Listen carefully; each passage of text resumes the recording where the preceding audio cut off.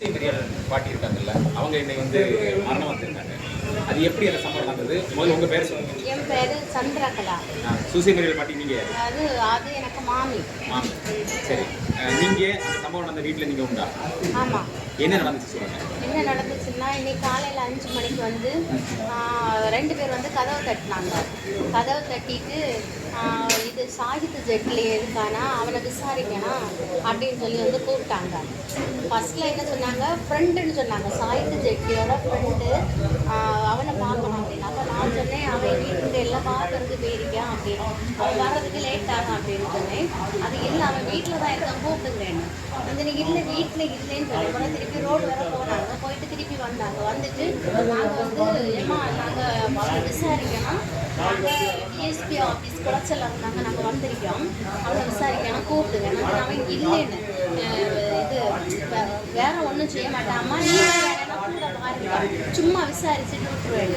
நான் ஒன்று சொன்னேன், நீங்கள் தான் யூனிஃபார்ம் போடுறீங்க, உங்களை நான் எப்படி போலீஸ் நம்புறதுன்னு அப்படின்னு. இப்படி தான் ஒரு ஜெயக்குமார் ஒரு ஆளை நீங்கள் கூட்டி கொண்டு போய் விசாரிக்கன்னு சொல்லி கொண்டு போய் தானே கொலை பண்ணீங்க, அதே போல் என்ன கொலை பண்ணுவீங்களா அப்படின்னு கேட்டேன். உடனே சொன்னாங்க, அது அப்படி ஒரு ஸ்டேஷனில் நடந்ததுன்னா எல்லா ஸ்டேஷன்லையும் அப்படியே நடக்க போகுது அப்படின்னு சொல்லிட்டு, சரி கொஞ்ச நேரம் கழிச்சு ஒரு யூனிஃபார்ம் வந்த போலீஸ்காரர் வந்தார். அவர் வந்தோன்னா எல்லாருமா சேர்ந்து உள்ளாடி வந்து பார்த்துக்கிட்டு மேலே மாடிக்கு போனாங்க. மாடிக்கு போனப்போ அங்கேயும் தேடியாச்சு. அப்புறம் மேலே சிண்டெக்ஸ் இருந்தது, அப்போ தண்ணி தொட்டியில் இருப்பான்னு சொல்லிட்டு அங்கே போய் தேடி பார்த்தாங்க. என்ன சொன்னாங்க, நீங்கள் மோட்டரை போடுங்க அப்படி. நானும் மோட்ரு போட்டேன். அடுத்து இவன் சிண்டெக்ஸுக்கு அந்த பின்னாடி தான் சுற்றி நின்றுருக்கேன். ஒன்று அந்த போலீஸ்காரங்க எல்லாம் மேலே யாரி போய் இவனை பிடிச்சி இழுத்துட்டு வந்து கையில் விலங்க போட்டு அங்கே இங்கே இழுத்து கொண்டு வந்தாச்சு. இவனுக்கு சவுண்டு கேட்டு எனக்கு மாமி உறங்கி கிடந்தவங்க எழும்பி ஓடி வந்து மேலே வந்தாங்க. வேண்ட கேட்டாங்க, என்ன சம்பவம் அப்படின்னு. நான் இப்போ விஷயத்த சொன்னேன். உடனே அவங்கள இது ரூமுக்குள்ளாடி இவனை பாத்ரூம் போக சொன்னாங்க. இவன் டபுள் கட்டியிருந்தான், உன்னை பாத்ரூம் போக சொல்லியிருந்தேன். உடனே நானும் என் மாமி உள்ளாடி ரூமில் போனேன். ஏன்னா மாமி அவங்கள எப்படி கும்பிட்டு உன்னோடய அவனை விட்டுருந்தா, அவன் ஒரு தப்பம் பொண்ணையில் அந்த பொண்ணை தான் தப்பு செய்யுதுன்னு சொல்லிட்டு அப்படி நல்லா கையை கும்பிட்டுட்டு அப்படி பேசினாங்க. உடனே இவங்களை பிடிச்சி 4 பேருமா சேர்ந்து பிடிச்சி தள்ளி கீழே விட்டாங்க. விட்ட உடனே இவன் அந்த சைடு வழியே ஓடிட்டான், வெளியே ஓடி இருந்தான். உடனே இவங்க மேலே யார் சடி அவனை பிடிக்க வேண்டி ஓடி வந்து பிடிச்சி கையில் விலங்க போட்டு கையை திருப்பி மிதிச்சு இவங்க மேலே ஏறி மிதிச்சாங்க. ஆமாம், ஏறி மிதிச்சாங்க. யாரெல்லாம் மிதிச்சாங்க? 4 போலீஸும். 4 போலீஸும் மிதிச்சாங்க.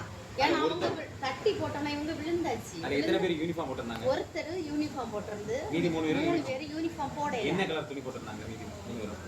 மீதி 3 பேர் என்ன கலர் துணின்னா நான் அதெல்லாம் கவனிக்கல சரியா. சும்மா சாதா சிவில் ட்ரெஸ் தான் போட்டிருந்தாரு. இவர் ஒருத்தர் ஸ்டார் எல்லாம் வச்சிருந்தாரு, இதெல்லாம் போட்டிருந்தாரு. அப்புறம் இது ஓடி வந்து இவரை இது விலங்கெல்லாம் போட்டு இழுத்து கொண்டு இது பிடிச்சி இழுத்துங்க கொண்டு போகிறாங்க. அப்புறம் நான் இவங்க மயங்கி கிடந்த உடனே நான் நல்லா தட்டி பார்த்தேன், மூச்சு வருதானெல்லாம் லென்ஸில் எல்லாம் நல்லா தண்ணி எல்லாம் தெளிச்சேன். தண்ணி தெளிச்சுட்டு ஒரு இது இல்லாதோன்னா நான் வந்து 108க்கு ஃபோன் பண்ணினேன். ஃபோன் பண்ணி ஆம்புலன்ஸ் வந்து ட்ரெச்சரில் ஏற்றி இவங்கள குளச்சலே கொண்டு போனான், ஜிஹெச்சில் கொண்டு போனான். அங்கே போய் டாக்டர் வந்து செக் பண்ணிவிட்டு இறந்து போயிட்டாங்க. நான் அங்கேயே சொல்லிட்டேன், என்னன்னு கேட்டதுக்கு சொன்னேன். 4 போலீஸ்காரங்க பிள்ளையை விசாரிக்க வந்தவங்க இவங்களாம் அடித்து கீழே போட்டு மேலே ஏறி மிதிச்சுட்டு போயிட்டாங்க அப்படின்னால அவங்க இறந்துட்டாங்க அம்மா அப்படின்னு சொன்னாங்க. அப்புறமா நான் வந்து ஆன்லைனில் ஒரு கம்ப்ளைண்ட் கொடுத்தேன்.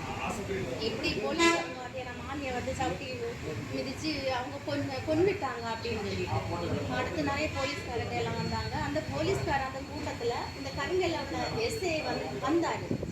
அப்போ இல்லை அந்த வண்டியில் கருங்கையில் உள்ள எஸ்ஐ இருந்தார். அப்போ இவர் எனக்கு நல்லா தெரியும். நான் கேட்கேன், நீங்கள் கருங்கையில் உள்ள எஸ்ஐ தானே? ஆமான்னு சொன்னார். அப்போ உள்ள இந்த யூனிஃபார்ம் போட்ட போலீஸ்காரர் உள்ளாடி இருக்கார். உடனே நான் கேட்டேன், உங்களுக்கு அம்மா உண்டா? உங்களை மோனேன்னு கை கும்பிட்டு அவங்கள பிடிச்சி தள்ளிச்சு யாரை மிதிச்சு அவங்கள சவுட்டு கொன்னுட்டியா? இல்லை, அவங்க செத்து போயிட்டாங்க அப்படின்னு சொல்லிட்டு நான் நல்லா அழுதேன். அப்புறமா இது நிறைய பேர் வந்தாங்க, வந்து எனக்கு நிறைய பேசினாங்க. இது எப்படி அம்மா இது நடந்து என்ன ஏதுன்னு கேட்டாங்க. நான் எல்லாருக்குமே பதில் சொன்னேன். இப்போ எனக்கு கோரிக்கை என்னன்னா, இந்த 4 போலீஸ்காரங்களையும் இன்னும் விடவே கூடாது. அந்த 4 போலீஸ்காரனையும் அவங்கள கேஸ் போட்டு அவங்கள உள்ள தள்ளி அவங்கள ஜெயிலில் கம்ப்ளைண்ட் வைக்கணும். அதுக்கு பிறகுதான் நாங்கள் பாடியை திருப்பி வாங்குவோம். அது வரைக்கும் நாங்கள் பாடியை வாங்கவே மாட்டோம். சரிம்மா உங்கள் நியாயமான கோரிக்கையின் பின்னாலே நாங்கள் நிற்போம்.